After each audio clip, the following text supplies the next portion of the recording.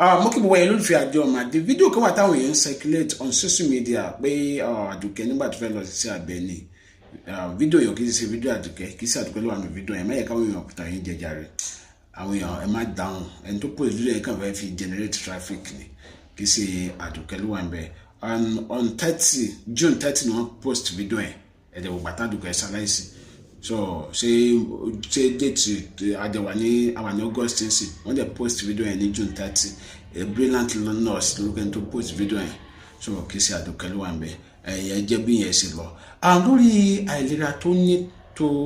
gbèmí ẹ̀ yìí mo fẹ́ sọ̀rọ̀ kan pẹ́ ẹ̀yin èèyàn wa ìjọ ẹ jẹ́ ká máa ṣe àyẹ̀wò ara wa lóòrèkóòrè ẹ jẹ́ ká máa ṣe àyẹ̀wò ara wa lóòrèkóòrè sẹ́ẹ̀rí ń gbà mí wà tó yẹ pé tí nǹkan bá ṣẹ̀ṣẹ̀ bẹ̀rẹ̀ ọwọ́ máa ń kà jùgbà tó bá dàgbà sínú àgọ́ ara lọ ọwọ́ máa ń ká so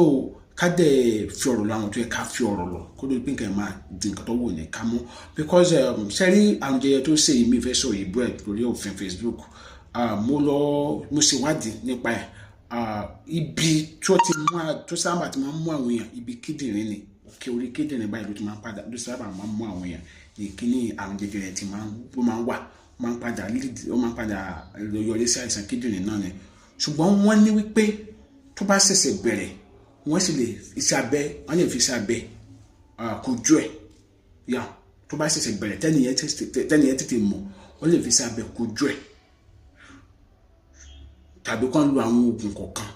ṣùgbọ́n tó bá ti wá di pé wá dàgbà sínú ara out of 100 people èèyàn 7 ló máa ń yè láàrin ọdún kan ó kéré tán èèyàn 7 ló máa ń yè tó bá ti dàgbà sínú ara èèyàn 7 ló máa ń yè ṣùgbọ́n tó wáyé pé kò ti dàgbà sínú ara láàrin ọdún 5 50 to 60% people ló máa ń yè tí táwọn èèyàn bá tètè mọ̀ ní early stage tó bá tètè mọ̀ tó ṣe pé ó ti dàgbà sínú ara wọn tó bá tètè mọ̀ tó ti discover 50 to 60 people 60 to 50% làwọn èèyàn tó máa ń yè so oríṣi tàbí sọ pé ká máa àmọ́ pé orílẹ̀-èdè wa kọ́ náà ṣàánú wa ní sí èèyàn tó ti jẹun fẹ́ lọ sí medical check up kí sí mú nǹkan àìsàn bá o àwọn nǹkan mìíràn tó yẹ pé sáyìn tó ń fún yàn kì í ṣe àìsàn bá o tó pé àwọn nǹkan mìíràn tó yẹ pé ó lè padà náà lọ sí ọ̀rọ̀ ọ̀sán gangan nígbà míì bó ti yẹ pé kọ́ náà ṣàánú wa lórílẹ̀-èdè wa náà ṣé èèyàn tí ò jẹun lóòótọ́ sọ lè sọ pé òun fẹ́ lọ sí medical check up níbi tí nǹkan ń lọ ẹ̀ kọ́lọ́n ṣàánú wa ní ṣùgbọ́n ká níbi tí orílẹ̀-èdè ti dá irú àwọn nǹkan tó yẹ kí ìjọba ṣe lọ́fẹ̀ẹ́ gan ni medical check up fún wa ní ìṣeré tẹ́ bá tẹ̀lé tọ́jú wa lọ́fẹ̀ẹ́ bó kẹ́kẹ́ sọ pé àyẹ̀wò ara ọ̀fẹ́ ni ká máa ṣe fún yàn lẹ́mọ̀dé wẹ́ fi ilé ìbẹ́ gbogbo ẹ̀yìn NGOs ó lè jẹ́ ní ìlú kọ̀ọ̀kan ẹ gbé ètò yẹn kalẹ̀ àyẹ̀wò ọ̀fẹ́ gbogbo ẹ̀yìn tẹ́ bá ẹ̀yìn NGOs ẹ lè ṣe nínú kọ̀ọ̀kan kẹ́kẹ́ gbé sílẹ̀ fáwọn èèyàn so a lè jẹ́ kọ́ tètè máa mọ nǹkan tó ń ṣe wọ́n kó lè pọ́ máa dàgbà tó bá tẹ̀lé pé wọn àti wàá rí owó lọ sílé ìwòsàn láti tọ́jú ara wọn wá jẹ́ àgbo náà máa fi kojú ẹ̀ sẹ́wọ̀n pé tí wọ́n sà ti mọ̀ pé nǹkan báyìí ló ń ṣe àwọn tí wọ́n tètè mọ̀ kò ní ìdí pé ọwọ́ òkà nǹkan yẹn mọ́ ó jẹ́ bó sì jẹ́ lórí ọ̀rọ̀ Àdùkẹ́ ó dùn wá ó ṣùgbọ́n kò ní ta fẹ́ ṣe sí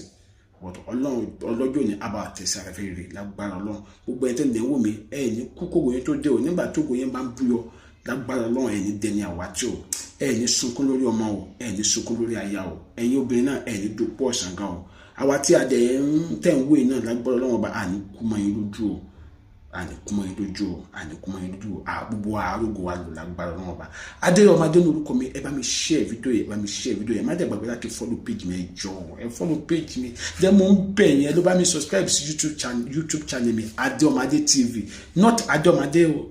Adeomade ẹ wá fi TV síwájú ẹ jọ̀ọ́ mo bẹ̀ yín ni ẹ ló bá mi subscribe sí ẹ jọ̀ọ́ ìyanu àṣẹlẹ̀.